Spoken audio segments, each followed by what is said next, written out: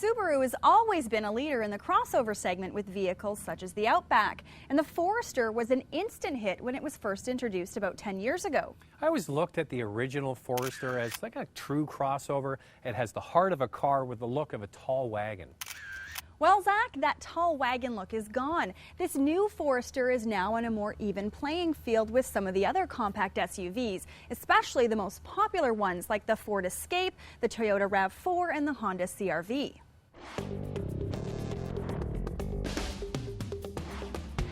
The styling has evolved into the shape of an SUV with lines that now make it kind of blend into the pack. Not that it isn't a pleasant looking vehicle, but it has lost some of its uniqueness that the original model had. There are 4 trim levels to choose from: the X, the Touring, the Limited, and the XT Limited. The base model starts at just over $25,000. The Touring will most likely be the most popular, and it starts at just under $28,000. Then the Limited comes in at just over $32,000, and the only turbo in the bunch, the XT, is just under $35,000. The wheelbase of this new Forester is longer than the outgoing model, so you get extra legroom, especially in the back seat. We'll show you that in a second. The cargo capacity of this vehicle is good. They've reworked the rear suspension and wheels here so it doesn't intrude too much into the cargo area. The back seat's split and fold. Have you ever seen an SUV or crossover that doesn't?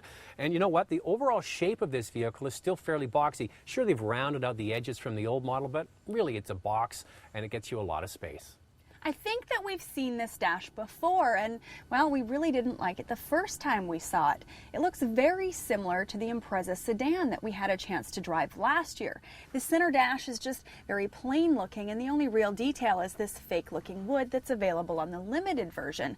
Now, the biggest problem is this hard plastic. It's really easy to scratch.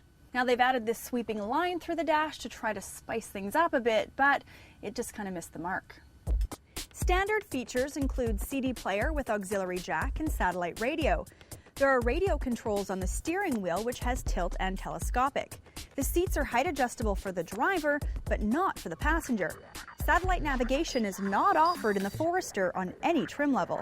So we mentioned that the wheelbase is being lengthened. That adds extra room for leg room in the back. You really get it. This seat is being set by a driver, so it's in a proper position. There's plenty of leg room for me. So when you have a compact SUV, every inch counts, especially in the back seat, and this one seems pretty ample. Now here's something we haven't seen before. The front of the back seat flips forward, and you get 2 cup holders. Never seen that before. Kind of cool. The Forester is a solid, practical car, but it's not going to stop traffic with its interior or exterior styling. What you get with the Forester is a vehicle that does everything with very little fuss. Now, one Subaru dealer told me that he actually sold a lot of older Foresters to women because we really like the high seating position, and the abundance of glass gives great outward visibility. It's a good thing that Subaru stuck with a winning formula. The rear windows are not as big and square as the older model, but outward visibility is still top-notch, along with a very commanding view of the road. What makes all Subarus unique is that all their vehicles are all-wheel drive, and they utilize boxer-style engines.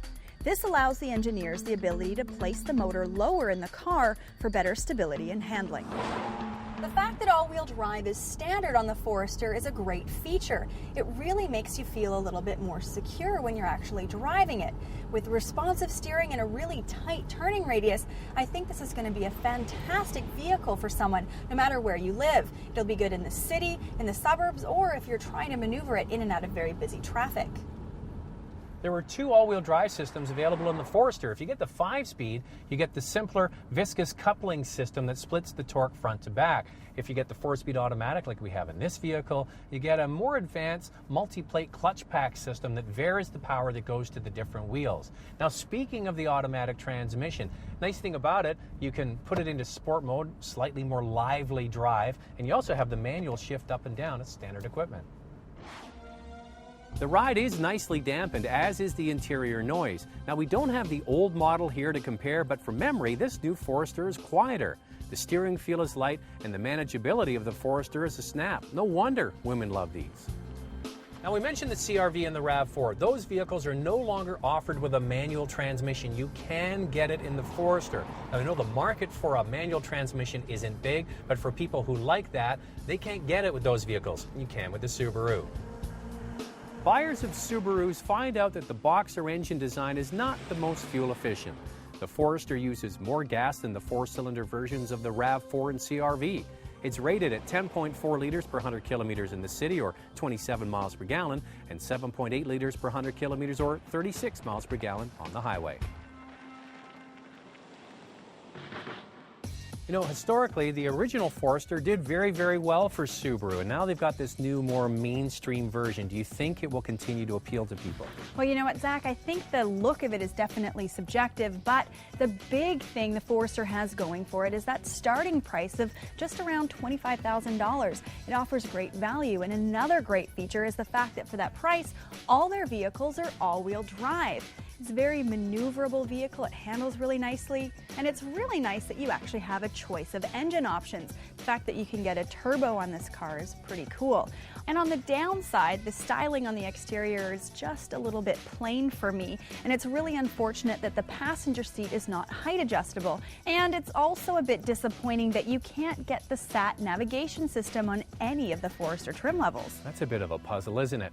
I agree with you. I think the biggest selling feature for this new vehicle is it's all new and it's got a great price.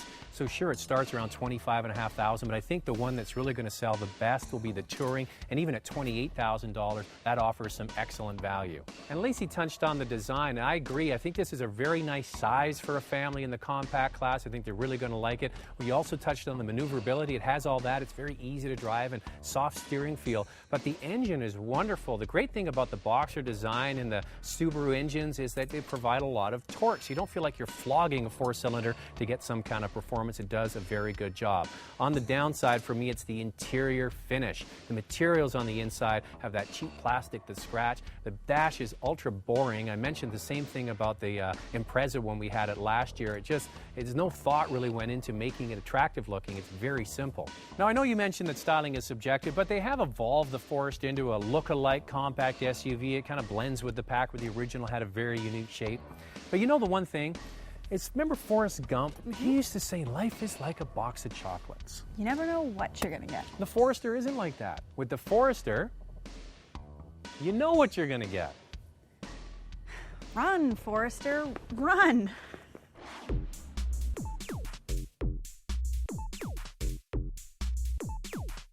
For complete specs, go to our website at drivingtelevision.com.